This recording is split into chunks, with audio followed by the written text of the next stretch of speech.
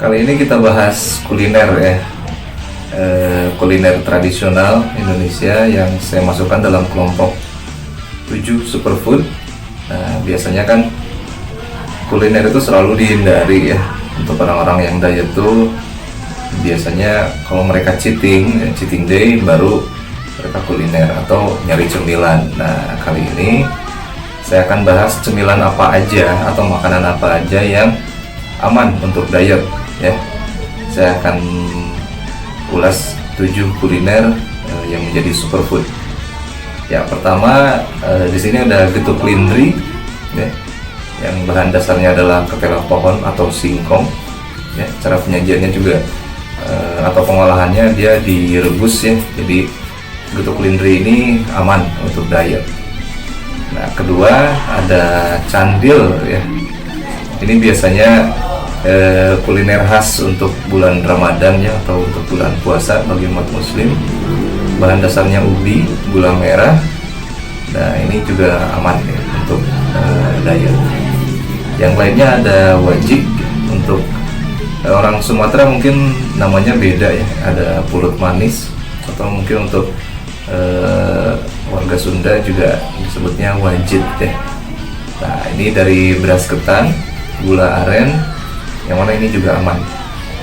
Yang lainnya ada lemper ya, bahan dasarnya beras ketan, biasanya berisi cincang ayam ya atau abon. Nah, ini nggak ada keterlibatan lain-lain di dalam lemper ini juga aman. Yang lainnya ada bubur kacang hijau. Nah, ini umum ya, biasanya banyak banget nih pagi-pagi atau menjelang sore gitu ya.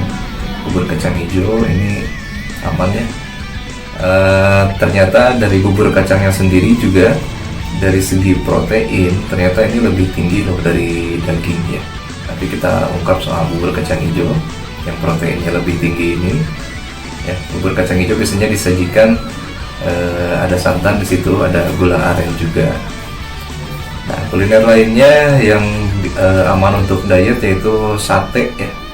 Banyak pilihan untuk sate, ada sate ayam, sate kambing, ada sate sapi juga. Nah, ini bahkan untuk yang vegan ya, ada sate yang dari tempe ternyata. Kenapa sate aman? Ini karena selain dari daging tadi kan ini disajikannya atau diolah hanya dengan bara api saja ya. Ini pastinya aman. Yang lainnya ada lupis ya, dari beras ketan, biasanya dibungkus daun pisang. Nah, penyajiannya bersama pasta gula merah biasanya.